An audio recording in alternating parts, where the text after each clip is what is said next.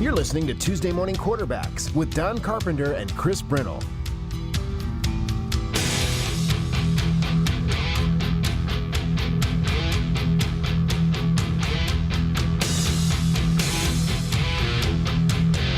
News Talk 1270 KIML.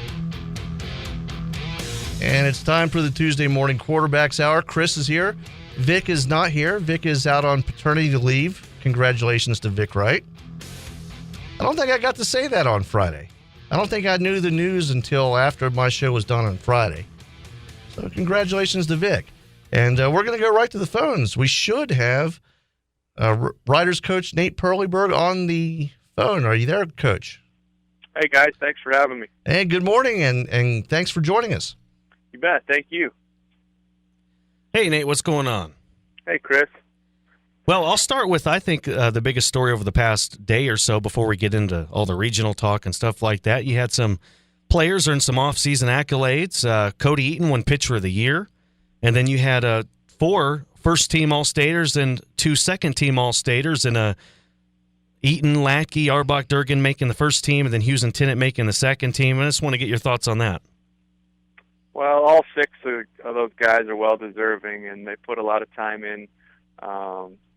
They work very hard, and they're great teammates, and obviously their skill speaks for itself. But, that's not without their work ethics and their drive to be, the type of players that they are. And we talk a lot about each guy committing to, do his part, and it's not just during the season and the off season. Those are guys that work very hard and in the weight room and in other sports and getting ready back for baseball again. And,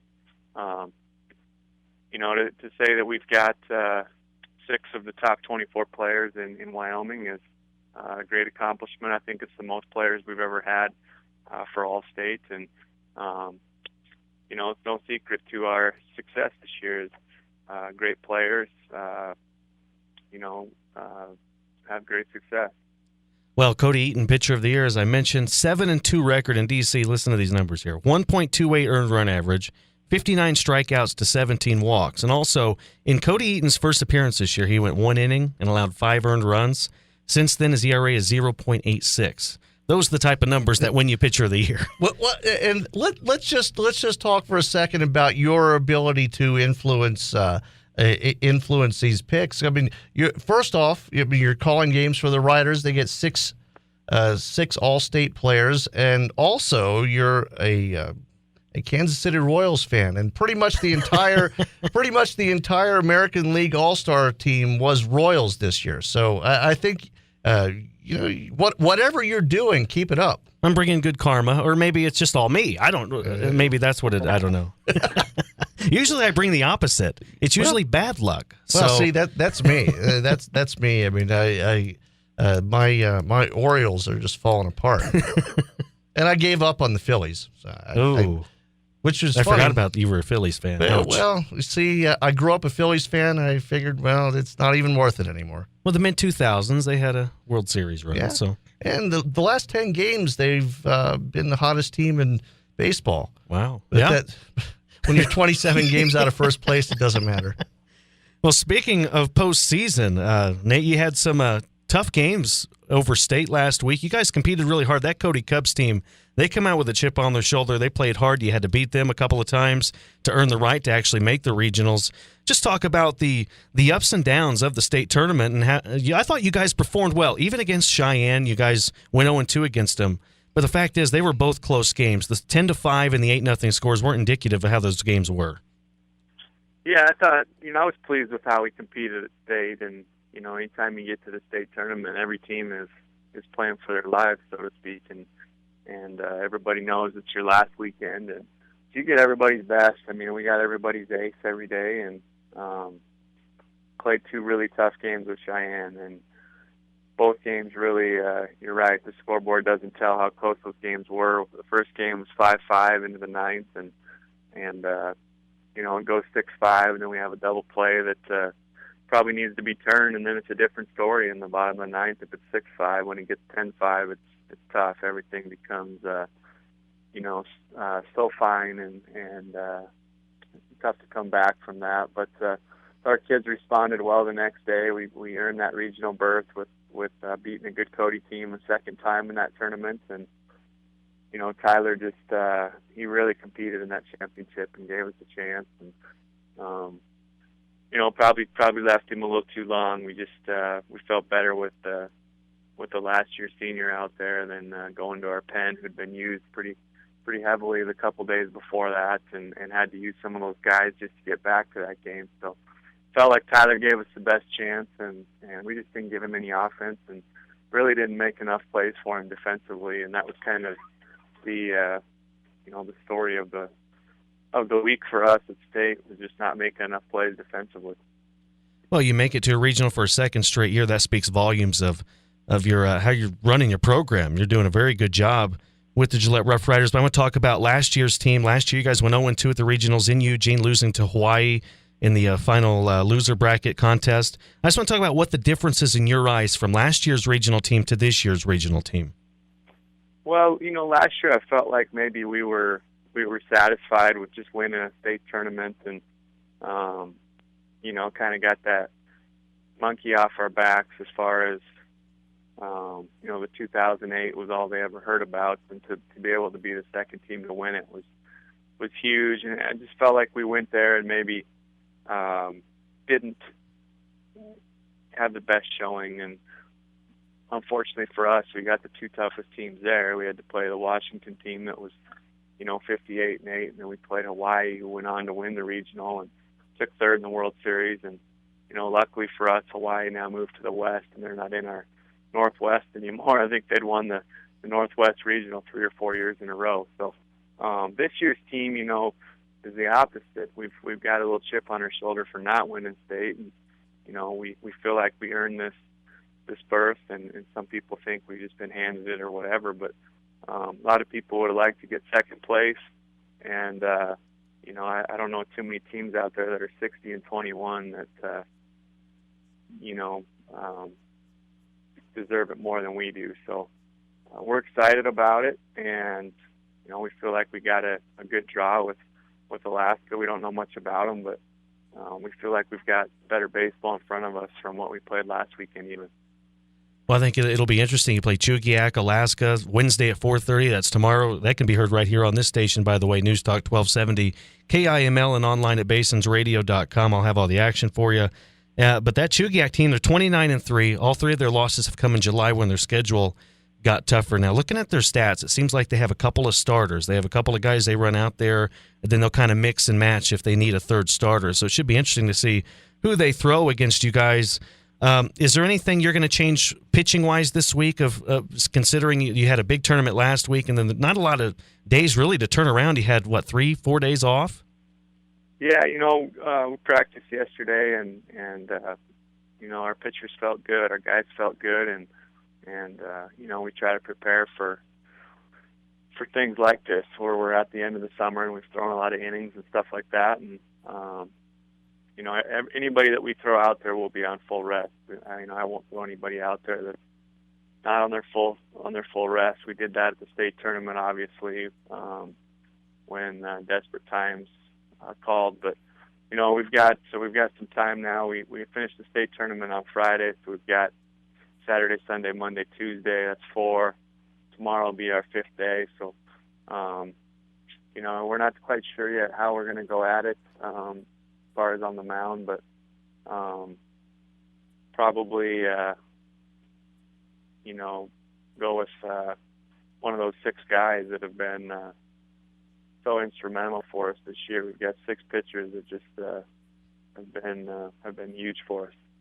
Now, do you think you have an advantage with a little bit less travel than last year? I mean, you went in last year, you had to go to Eugene, Oregon. That's a bit of a hike. I mean, Cheyenne, almost your backyard. Absolutely. I mean, we play there a couple times a year, so we're familiar with the field. It's a turf field like ours. We play well on turf. Our record at home this year speaks for itself. And last year we went to Eugene. Today was the day that we flew out from Denver, came to Portland, and we had to drive on a bus for 3 hours and basically get there just in time for the banquet and no practice time, and then have to go play the next day. So for us we're actually at the field right now, having a practice this morning, and then we'll head to Cheyenne, and we make that drive all the time to play baseball. In this part of the country, you have to drive some hours to go play. So we're used to that. We get to take our own bus. We even stay at the same motel that we always stay at when we go to Cheyenne. So everything's working out that way. And, and hopefully Wyoming will kind of get behind each other and have some Cheyenne people maybe root for Gillette for a week. I know that sounds weird, but, and vice versa. And, we'll go to their game tomorrow night, and who knows, maybe we'll see them again this weekend. Well, you guys do play back-to-back tomorrow, so that'll help with the Wyoming camaraderie. But also you're on the opposite side of the brackets. I think maybe you guys can meet day 3 or 4. I'd have to look at it again, but there is a chance you guys could definitely meet at this region. Well, that'd be great, wouldn't it? Get another shot at them after the 2 close games this past week. Well, we got rid of Hawaii, so we have a good chance of making it an all Wyoming final. That's a good point, because they've won it the last 3 years, and the fact is now it's more wide open with this Northwest region with Hawaii out of it. So that's going to be interesting. And Hawaii's not that far north anyway. They really didn't belong. Right. And what's interesting about geographically, they thought, they want. I think they wanted to go to the West due to travel reasons. Turns out they're in Boulder, so really not much difference from Cheyenne. Hey, keep them away from us. Those guys are the most laid back group I've ever been around. I mean, the Hawaiians, they come in with boom boxes on their shoulders, 80s style. Oh yeah, they just get in the cage 10 minutes before the game and swing as hard as they can, and they're laid back. They're in the dugout beating on water coolers as drums, and they just have a good time. They were, we'll miss them a little bit that way. They had a lot of fun, and their coach was a great guy, and man, they could run. I think that that's got to be part of the culture, because I know a couple years ago I went to the Cowboys game against Hawaii, and Wyoming I think hung up like 60 on them, or 62 or something like that, and they lost in overtime. You think it would be a crushing defeat. 20 degrees outside. These guys never probably had that kind of cold in their lives, and walking back to the bus, they're having a great time, slapping each other on the back like nothing just happened. So it is I think it's a part of the culture there. They just don't let anything get under their skin. It's we could probably learn a little bit from that. Right. I know I could. Everything gets under my skin. Well, every time I try to play the drums in my office with pencils and stuff, they tell me to cool it. It's better than the singing. That's I don't know, Coach, if you've ever stopped by the studios when Chris is singing his progressive metal songs. He's got a better voice than I do.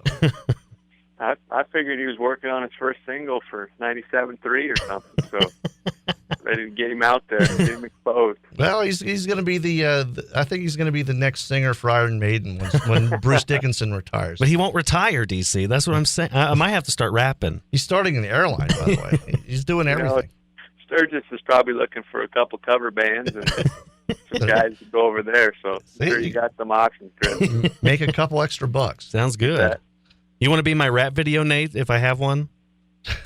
I don't know about me dancing, but Coach Iliff, he's got some moves, and I'm sure he'd be willing to do that.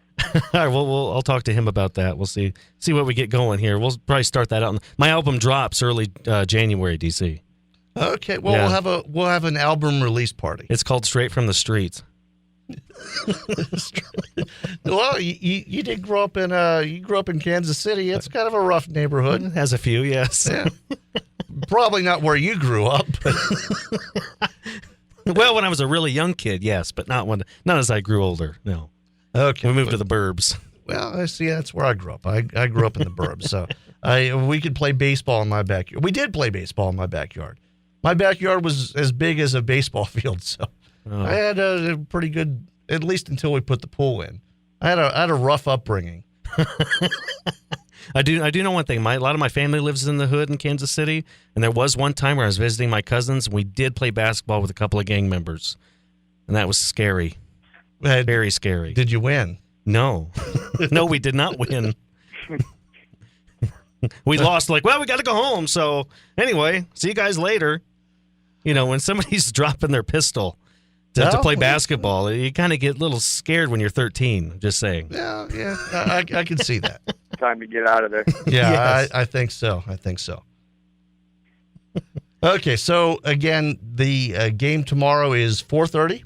4:30, right here on this station, News Talk 1270, KIML, and online at basonsradio.com. Remember, this is a double elimination tournament, so if the Riders win, they will play the next day at 4:30.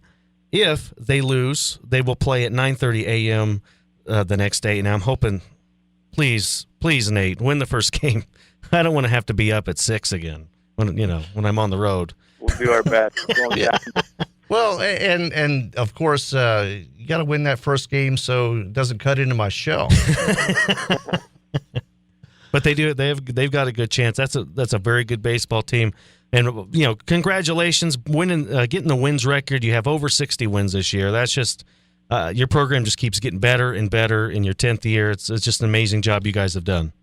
Thanks a lot. We appreciate it. We're going to go down there this weekend and represent Wyoming the right way and hopefully win some ball games. And we'll get us a couple more. You bet. Thanks, guys. Hey, thanks a lot. Again, tomorrow, 4:30, right here on News Talk 1270 KIML. Coach Perleyberg, let's take a break. We'll be right back. An hour without politics? Yes. It's about time. Tuesday morning quarterbacks on News Talk 1270 KIML. You're listening to Tuesday Morning Quarterbacks with Don Carpenter and Chris Brennell.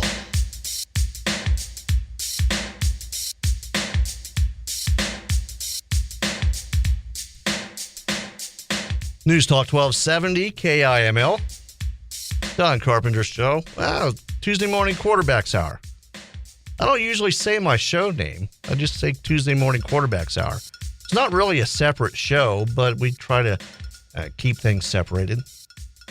So I just found out during the break that Chris is an aspiring singer for real. Well, I do it for fun. It's a hobby. It's a hobby. Is the term. Well, I mean, it's kind of a tough business to make a living in, and we're actually waiting for Gillette Wild coach Brendan Hodge to call in. So we'll kind of poke fun at Chris a little bit for being really. I mean, I've actually heard you singing in the office. You do have a pretty good singing voice. So I mean, I can't joke about that. I mean, it's not like hearing Vic sing or anything. I mean, which we've heard before. Yes, we have. No one will ever hear me sing. You won't sing even in your office with the door shut? Never. Really? If there's a possibility of somebody hearing it, I will not do it. Now, in my car, yes. Has anybody ever sang on your show?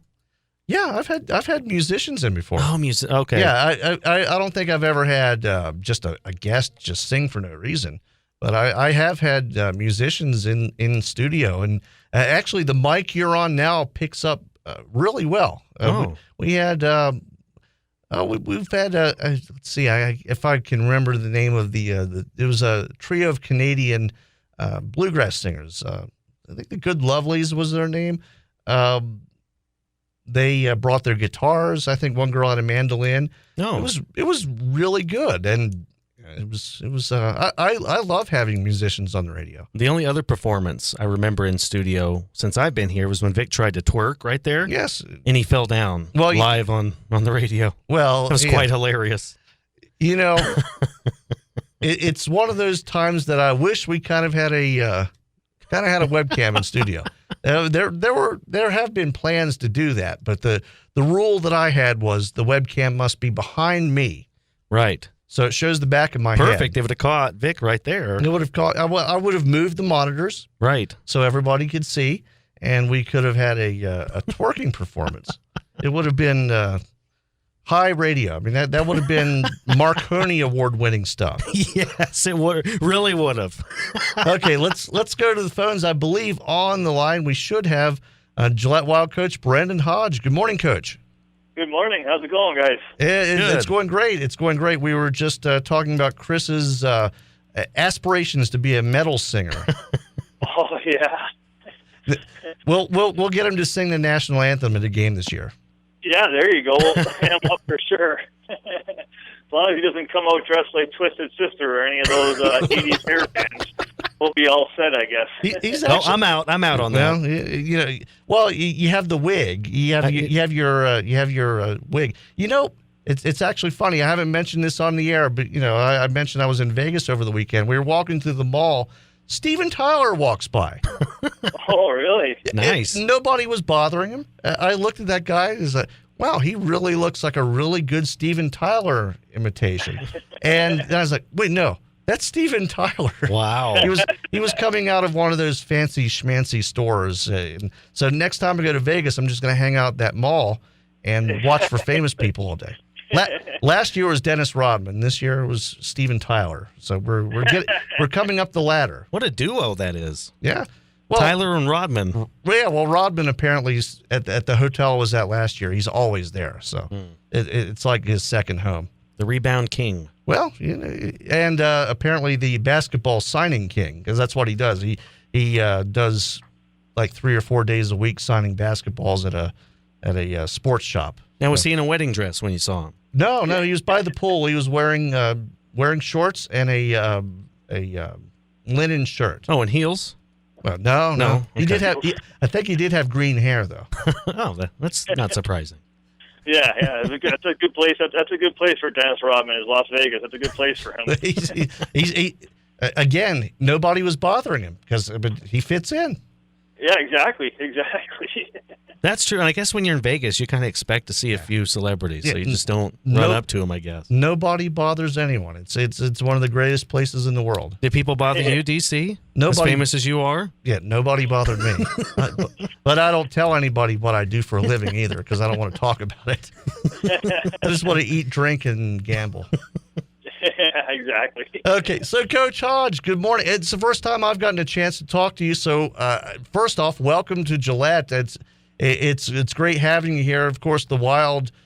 We had so much fun going to the games last year. It's going to be an exciting season. Yeah, it definitely is. The team is definitely shaping up the way that we want it to be. We got a lot of returners coming back from last year's record-setting year. So it was a big thing for me, and I've been saying this on the radio and the newspapers quite a bit. But playing so much hockey as I have in the past and basically my whole life, I understand what a good team is, and a good team is good when you have that nucleus of guys there. The guys that want to win. The guys that were here last year, they were 2 wins away from being in first place in their division, and they lost in the first round. And I'm not saying that to rub the salt in the wounds for the guys, but it's just kind of I had a feeling that I'm talking to the guys that are returning is that they left something out there on the table last year. And this year, there's a new coach, but I'm competitive as anybody in this world. I don't like losing. I've made that very clear to these guys, and I basically told them, I said, guys, you left something out there last year. This year, now it's your turn to go and get it. Go get that. Make it past the first round of the playoffs. Get some of these dreams and goals that you guys are looking for. And then the ultimate goal at the end of the day with junior hockey and with all these other hockey leagues that are going on is college. So I'm trying to get their mind frames around that right now as well. And we want to be competitive, but you also you got to look at the big picture and you got to be ready for college. And that's what basically junior hockey does for guys, is it gets them a little bit more prepared to go there, to go to college. So. But everything's shaping up great. We have a lot of good kids coming back, and we're just excited and chomping at the bits for this weekend to start with our tryout camp this weekend. But we're chomping at the bits for September to get here. That's for sure. I bet you are, and you have a couple. Speaking of returners, last week you signed a couple of returners in Feast and Kramer. Talk about what those two are going to mean to your team this year. Yeah, one of the big things, to be honest with you, when I first got the job was I really wanted to solidify the goaltending situation. To be honest with you, if we don't have a goalie, it's going to be a long year, with nobody stopping the puck. So that was one of my biggest things. And talking to guys that played here last year and talking to some scouts that I know around the country here, they basically told me that Alex Steves is, a guy that you can't let slip through your fingers. You need to have him. You need to get him back. And all the guys feel really comfortable playing in front of him. And to be honest with you, we signed probably, in my eyes, probably the 2 top goalies in Tier 3 with Alex Fees and Stephen Rowe coming back. But to get Fees back was a huge, huge bonus. I let these guys go and try to, better themselves, get to better leagues or get to higher leagues. And Alex did that, went through the process and realized that his best opportunity to play every night and to play in front of the college scouts is in Gillette. And we are really, really happy to have him back. Brett Kramer, another kid that, he went and, he tried to do his best in making a higher league. He's one of the best defensemen in our league for sure. And it was a huge addition when he called me last week and just told me that he wanted to come back, and he sent his contract over to me. And it was a huge week for the Gillette Wild last week to get those two guys to sign back. And since they signed back, we've actually had a few more guys sign back. So it's kind of a trickle effect to see that those top guys sign back, and now other guys are like, oh, we're going back at this again. We're not going to take a year off. We're going back at it. And it was just a big signing for us. It was I can't stress it enough how big the signings were, and now that's kind of a little bit of pressure on them too. So but it was definitely a huge week for us last week. Well, you do kind of get a domino effect because you could see it last year. These guys loved playing together. I mean, they stood up for each other when it really mattered, and you can tell they had fun playing the game. I think that's kind of a sometimes an understated part of recruiting. I mean, that's how, especially at the levels where you're talking 16 to 20-year-old kids. I mean, a lot of these kids are playing this for fun, and obviously they want to go to higher leagues. But when they see their friends signing, that's a good thing for them too. Yeah, and to be honest with you guys too, I've heard nothing but great things about the group that they had last year, and that's why it was such a big thing for me to make sure I got that strong nucleus of guys back. The guys that really want this, really want to improve, really want to go after a championship, and those are the guys that, Tom Winkler recruited last year, and, I tip my cap to Tom Winkler for that because, every guy that I've talked to, I understand that everybody wants to say the right things in front of the coach, but, from talking to these guys and seeing how dedicated they are, they're in the gym already working out, and, it's just it's a great feeling. Everything, like I said, is definitely shaping up to be the way that, I want a team to look at, to have, so it's just turning out to be a good situation, really is. Okay, now you mentioned, of course, tryout camp coming up this weekend. You're going to be down in Littleton, Colorado. Just tell us a little bit about the camp and what you're going to be looking for. Yeah, well, to be honest with you, listening to kids going to other camps and stuff like that, kids have been saying, there's 110 kids at this camp, and there's no way that I'm going to get looked at, and, stuff like that. So I kind of got a realization of, okay, let's have a smaller camp this week. In Littleton, let's have a smaller camp. Let's kind of narrow it down to 40 to 45 guys. Basically, what we're going to do is, they're going to be playing games the whole weekend, starting Friday night, ending on Sunday afternoon. There's going to be two teams, and we're going to play some hockey. And we do have some older guys coming back that have graduated from our program, just to kind of show a little bit of an alumni type of thing to parents and to the kids that that are new coming into the program of, hey, once you graduate, you're still part of this whole thing. So it's going to be a good skate for these guys. It's going to be basically my first chance to see everybody skate, to be honest with you. I've watched a little film here and there, but when you're live and, when you're there in person watching, it's a little bit different than watching video. So it's going to be a great opportunity for me to see what guys connect, who plays good together, which guys really want this, so when we get to training camp in September, I kind of have a good idea of what my lines are going to be, who's playing together on defense, that type of stuff. So basically it's going to be a big evaluation for these guys. We do have quite a bit of spots that are available still, so by no means are kids coming here just for the heck of it. There is a purpose. There is a reason for this. So it's going to be this weekend, like you said, in Littleton, Colorado, starting Friday night. And, we're, like I said earlier, just chomping at the bits to watch some hockey, to be honest with you. Okay, and of course, and I saw this on the Wild's Twitter feed as well as on the Facebook page. But you're also looking for billet families for this year as well, and of course, that's a good way for a lot of the members of the community to be involved with the team, to contribute, and it's an important part of the organization, isn't it? Yeah, it's a huge part. And to be honest with you, when I was growing up and going through the junior process, I mean, I had to live with billet families as well. To this day, it's been 20 years now since I played junior hockey. I still talk to my billet families from Lincoln, Nebraska, to be honest with you. So there is a good bond that you can have with these kids.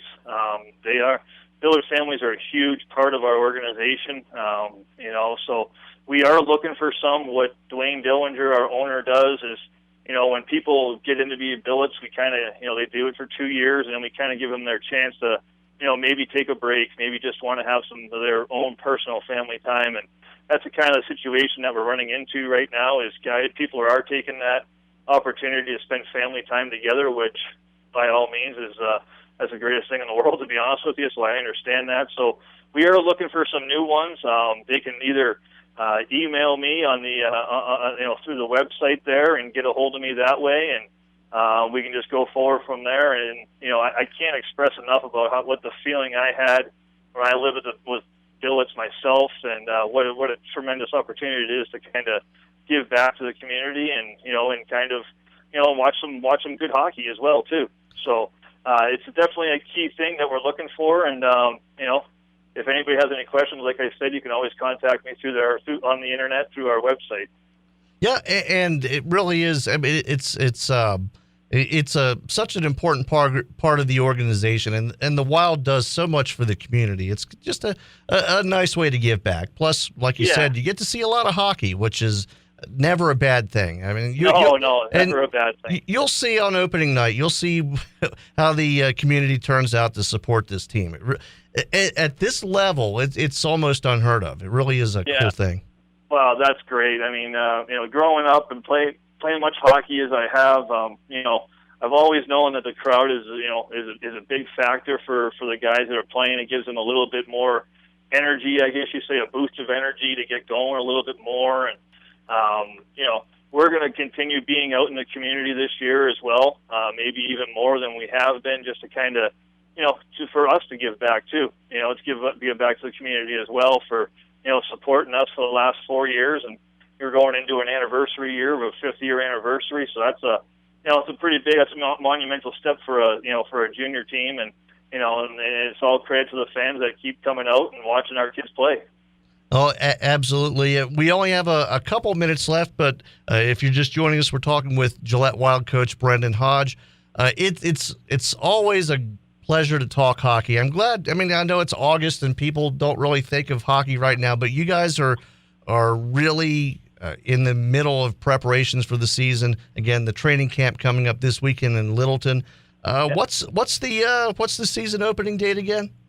Well, our first home game, our first regular season game is September 26th. But we have 4 preseason games actually this year that are going on at our rink this year. We play the Alexandria Blizzard on September 11th and 12th weekend. Then the following weekend, we're actually playing a couple more exhibition games against the University of Wyoming. So it's going to be a good way for fans to kind of get out there in early September. Like you said, hockey is really not on their minds right now, but be a way for them to come out there, see what the guys are going to have to offer this year. And, like I said, everybody in the organization right now is just chomping at the bit to kind of get this season going a little bit. Oh, yeah. I can't wait till hockey season. It's a lot of fun. Oh, yeah, especially the home games. The crowd is incredible. I remember the first Wild game I went to, I did not expect it to be that kind of atmosphere where, it was just insane. Yeah. And of course, we had some extracurricular activities going on between some of the players from one team, talking to the fans from the Wild, and it was it was wild and woolly. I can't even remember which team that was. Helena. It was Helena. Oh, yeah. You have to watch out for those guys. Watch out for Helena.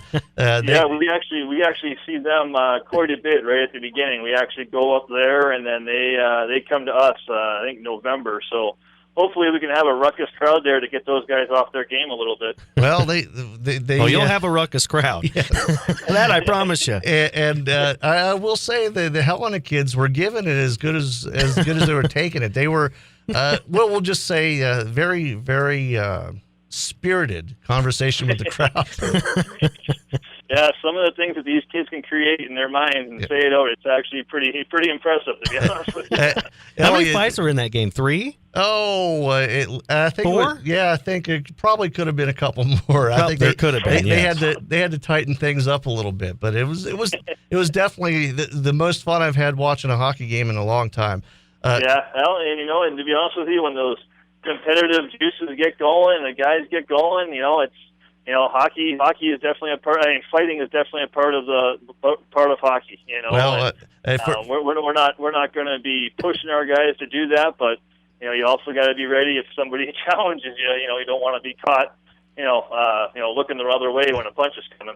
Well, in my case, it was getting beaten up was a part of playing hockey. But that's why I never did get very far. In my case, getting beaten up is just a part of life. Well, just walking around the town. See, but I grew up in the suburbs, so Okay, well, thank you so much, Coach. It was a pleasure talking with you. Next time you're in town, stop by. Your open invitation anytime you want to stop by. All right. Well, like I've been telling everybody, I'll be over there a lot more probably after this camp here when we're trying to get everything kind of solidified here. You gotta make the wife happy as well too. So I gotta make sure I come back to Rapid City to see her too. So that's I certainly know all about that. That's why I'm divorced. Okay. Hey, thanks a lot, Coach. We'll see you soon. Okay, guys. Thanks again. I'll talk to you soon. Okay, Gillette Wild coach Brandon Hodge. A lot of fun. Chris, thank you for stopping by. We'll see you guys tomorrow morning. Stay tuned for Rush. This is Tuesday Morning Quarterbacks with Don Carpenter and Chris Brintle. And sometimes Vic Wright. News Talk 1270 KIML. 1270 KIML. 1270 KIML. 1270 KIML. 1270